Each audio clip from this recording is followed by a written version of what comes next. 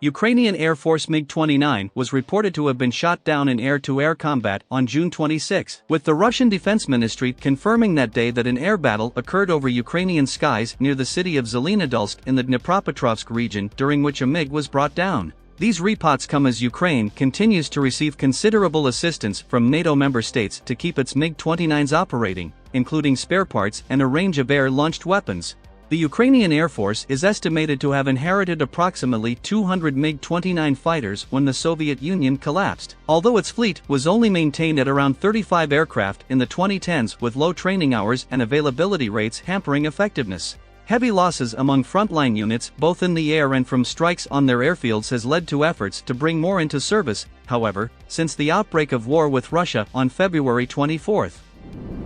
Unlike the country's more capable heavyweight Su-27 fighters, which reportedly took heavy losses to Russian Air Force Su-35s in the war's early weeks, Ukraine's MiG-29s are much better suited to operating with little maintenance and from short makeshift runways. Having joined the Soviet Air Force from 1982, they were designed to be deployed to the European front lines against NATO by Soviet and Warsaw Pact forces in the Cold War.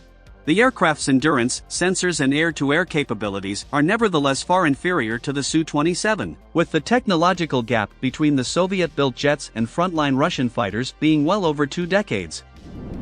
Although its flight performance is still among the world's foremost for an aircraft of its size, the age of the MiG-29 sensors, avionics and weaponry are thought to prevent it from posing a credible threat to Russian fighters in the air. While it remains uncertain which Russian fighter was responsible for the kill, the very limited numbers in which the Su-57 fifth-generation fighter has been deployed and the cation with which it has been operated means it was almost certainly a fourth-generation fighter. The Su-35 remains most likely to have taken part in air-to-air engagements, and has played a major role in operations deploying from airfields in both Russia and Belarus. The Su-35's use of 3-phased array radars, 2 of them AESA radars, and the Kibin-EM electronic warfare suite, between them would be expected neuter the 1980s fighters beyond visual range capabilities, allowing them to be neutralized at range by our 77 active radar-guided missiles. The circumstances of air-to-air engagements and how Russia has gained air-to-air victories over Ukrainian skies, which preceding the war have been few and far between in the country's history, are likely to only be elaborated years in the future, with much at present being left to speculation.